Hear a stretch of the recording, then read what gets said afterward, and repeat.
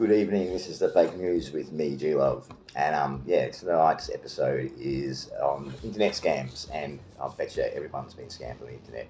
There's one going around, but I call it the hookup scam. A woman will get you on Facebook or something and then start talking to you and then invite you around for sex. But in order to do that, you have to buy a game card to keep the kids busy or some shit. And then when you buy the game card, send the code, they send you to an address and you rock up there and it's someone else's address. And that's the scam apparently. I've never actually seen, they do it really badly, so I've never actually known it to work on anybody, but apparently it does. So this guy tried it on me, and this girl tried it on me, and I like to mess with these people. It's a little thing I do for entertainment. And I got this person to actually open up and admit it was a scam. I found out a whole lot of shit about it, which I've been trying to do for many, many years, because I got done in the early 2000s. I got done by every scam because I was newly single and didn't know how to pick up women, so I just thought I'd try this online thing, and it's all AI and it's all Nigerian and fucking Taiwanese fucking people trying to scam money off Western countries, and that's the whole reason why it exists. Okay, so how it works is you'll just be minding your own business and you'll get a message from somebody saying that, how you going, handsome, or something like that. And and they want to hook up, and it turns out they're just right next to you, your location, which is like really convenient. And all of a sudden you go, oh, it's sweet, and they give you the address, and you think, oh, well, wow, this is it must be real. So you go, okay, I'm on my way around, and then they say, okay, but I have my sister's kids here, I'm babysitting or something like that. And they say, if you could just get a game card so to keep them busy, then we could do all this stuff in the bedroom, right, whatever. This is the actual format of the scam they use, and they'll copy it word perfect every time. So if you're talking to anyone that starts saying this, then yeah, you're getting scammed, bro.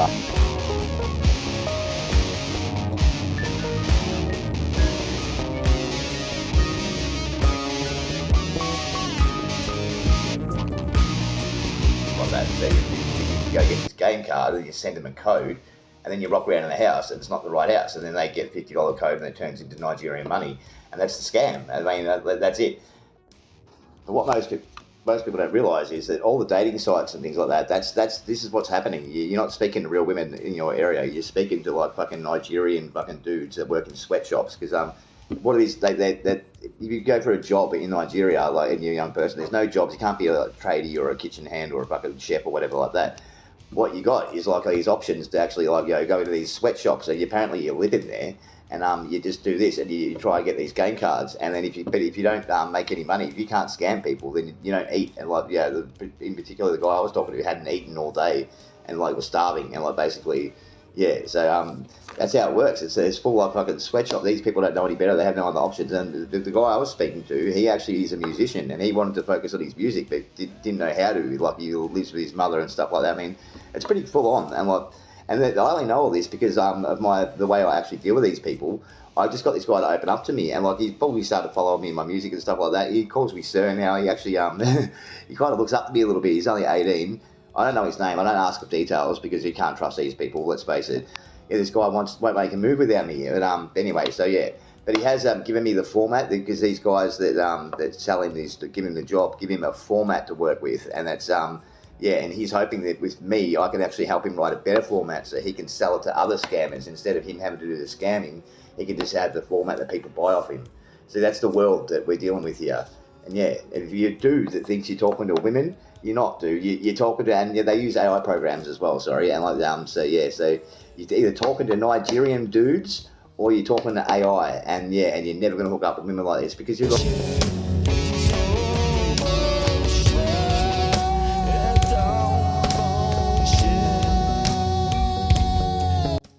So he starts sending me conversations of people he's trying to scam with the profiles, and starts asking me what should I say next, and I start helping him anyway. So here's how that went down.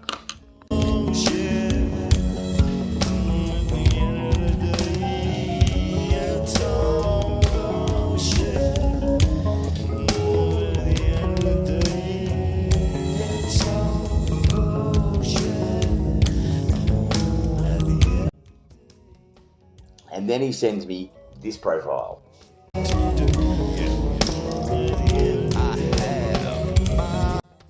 What happened this was the funniest thing. One of the people that he actually fucking sent me to, how can I scam this person, was actually a friend of mine who just lives around the corner. So I got my friend around here, and and then last night we proceeded to I was giving this guy the things to say that he would send to my friend, pretending to be a woman. So he would send to my friend to pick up, and my friend, being a dickhead that he is, actually decided to have fun, and he made it incredibly hard for me to pick him up. It was a funny night anyway. But I'll go into all that. I have audio recording of what the whole thing, and I also have the technique.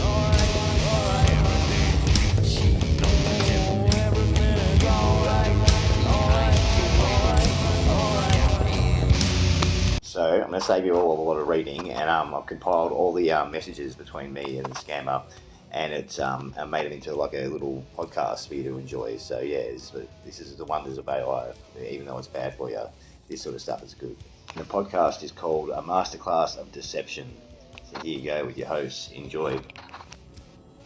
Wondered about the psychology of online scams. A recent case showed how a would-be victim turned the tables and became an unlikely mentor to their own scammer. Well, that's certainly a twist I wasn't expecting.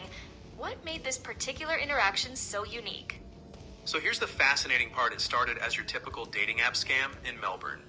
But when the scammer tried their usual tactics, the target completely flipped the script by pretending to be a high-end male escort charging $1,000 per hour.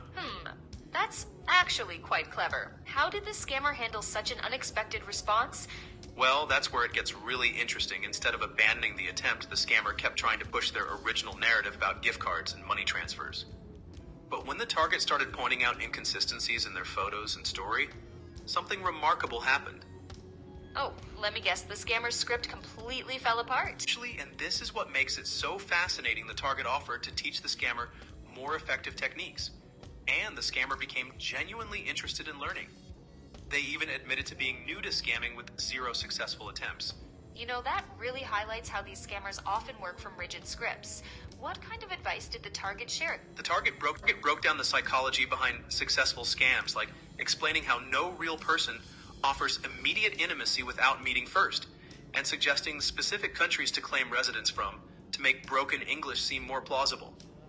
They even detailed sophisticated manipulation techniques, like creating situations where victims offer money voluntarily. That's actually quite disturbing how much thought goes into these deceptions. Were there other specific strategies they discussed? Yeah, they went deep into relationship building tactics, like researching a person's interest beforehand and making targets work for photos instead of sending them immediately. The target explained that successful scams rely more on creating emotional investment than direct requests for money. So, in a way, this interaction became like a masterclass in social engineering, just not in the way the scammer originally intended. Exactly, and here's what's really fascinating. The scammer started sending screenshots of their other attempts, asking for feedback like an eager student. They even offered to share future earnings, though the target declined any payment.